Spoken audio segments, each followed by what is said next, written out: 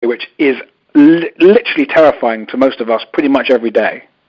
The news is just getting beyond, the climate change and the politics. And I read today that 200 cemetery gravestones in eastern France had swastikas sprayed on them last night. And my grandfather was a Holocaust survivor. So this is like, whoa, all of that is so much that if we don't have this connection within us, which we call love, we call purpose, we call truth, some people call it God, nature, whatever, it doesn't matter the wording. If we don't have that abiding sense of oneness, then everything's I just can't even imagine how I could live through these times without that.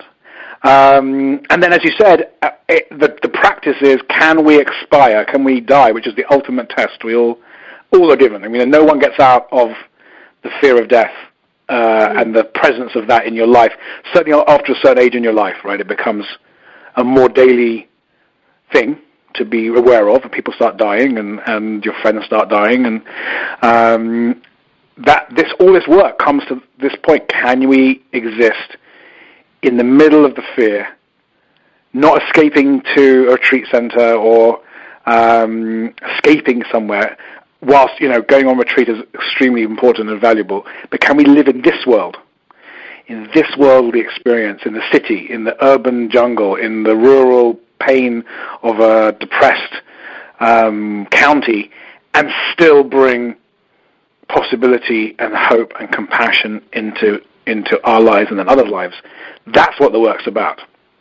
And that's it. That's the nutshell is and the answer and the question all in one. And that's what the love's for.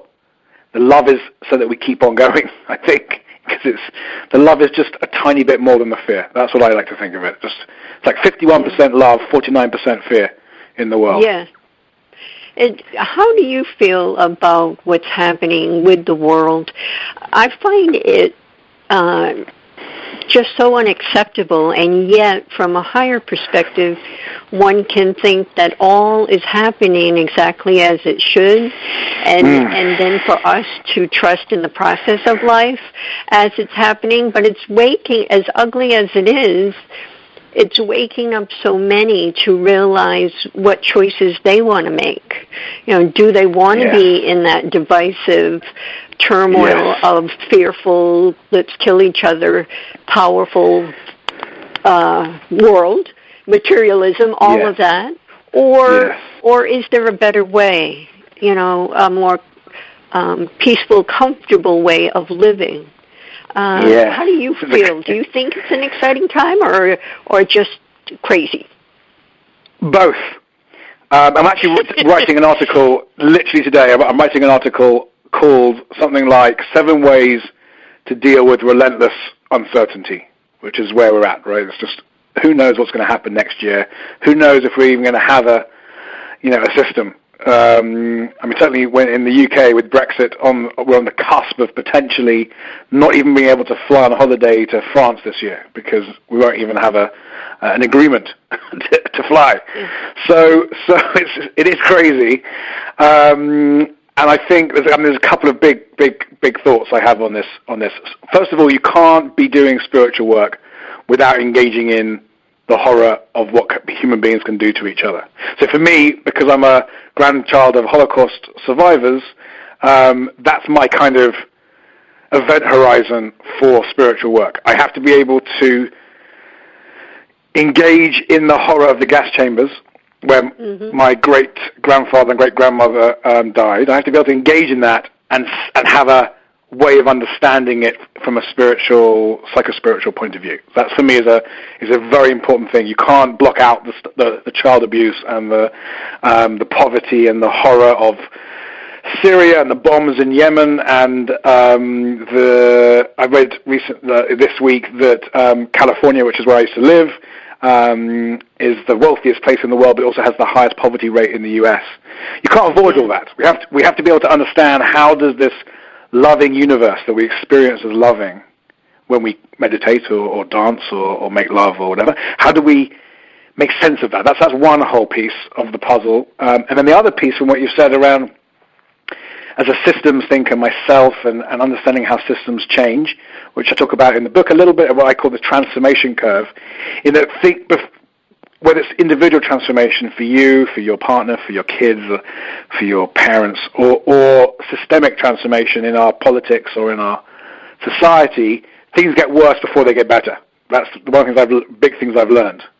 And when I say worse, I mean things start to disintegrate before they reintegrate in a better, more higher order way. So what I think we're seeing at the moment is this modern system which has run for, let's say, a couple hundred years, for maybe a bit longer, which was kind of premised on atheism and a separation at minimum of church and state, and a pursuit of technology and capital and wealth and private ownership. I think what we're seeing is that model's kind of run its course. We don't know what comes next, but it's starting to disintegrate, and we don't know what to do about that. And in some ways, we have to be able to allow this model to disintegrate. But what we need in the meantime is leadership, really transformational leadership, which is what I spend most of my time doing, is helping leaders step up. And we need people to show us a vision of what's possible without giving us easy answers. And what we've got at the moment is we've got a political group who tell us the answer is to go backwards and to make things great again. And then we have a political group who say that doesn't work, but they don't have anything else to offer other than sort of slightly different from what we already have. And I think there's quite a big transformation coming in our political and economic system. And what I'm hoping is we'll start to see a new crop of leaders who can take us, what I call, down, through, and up out of the transformation curve experience. And just believe it. You know, the universe structures transformation like this for a reason. It is the archetype. It's the blueprint of change in the universe. Things fall apart before they get better, but we have to not fall apart as things fall apart, and that's the key. And at the moment, we're falling apart. So that's why it's so scary.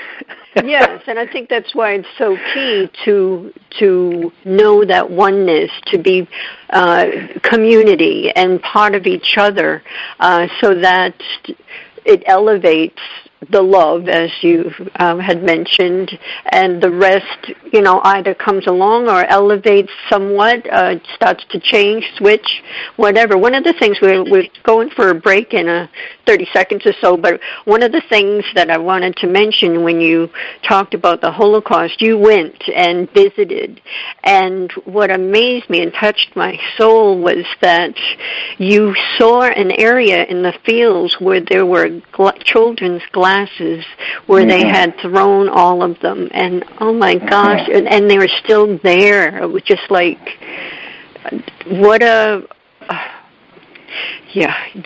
there's not even words that you can say how you must have felt, or even repeating it, but I think it's important for people to know the devastation of what a human and an order, as one would say, can do to our species. Exactly. It's just, yeah. So with that said, I just wanted to say that because the kids. All right, we're going to take a break. Everyone stay with us. We'll be back more with Nick Jankel. Take a journey to a place of the divine love within with Deborah Beauvais on the Love by Intuition Show, Monday through Friday at 6 p.m. and 6 a.m. Eastern. Our message is love in the purest form. The light within us all is a guide to recall our beginning, to learn to love self and humankind, and to feel the higher power of our own divinity. To attract love, one needs to be loved. Come join us and step into this glorious vibration called love.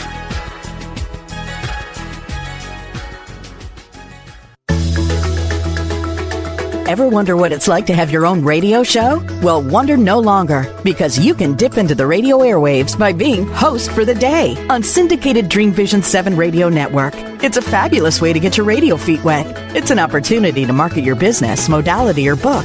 Have a guest, mention a sponsor, and take callers. Or you may want to facilitate a lesson by going solo. It's up to you. Listeners can be online, mobile, in cars with Bluetooth, or listen through Amazon's Echo by asking, Alexa, play Dream Vision 7 Radio Network. For more details, go to dreamvision7radio.com and click on Host for the Day.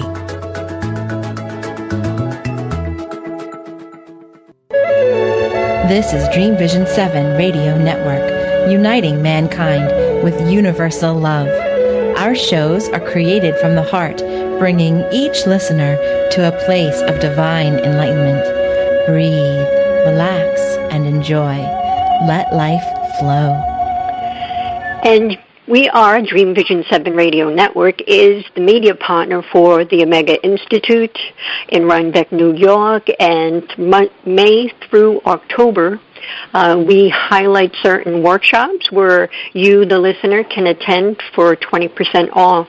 So stay tuned because we'll be coming up on that before you know it.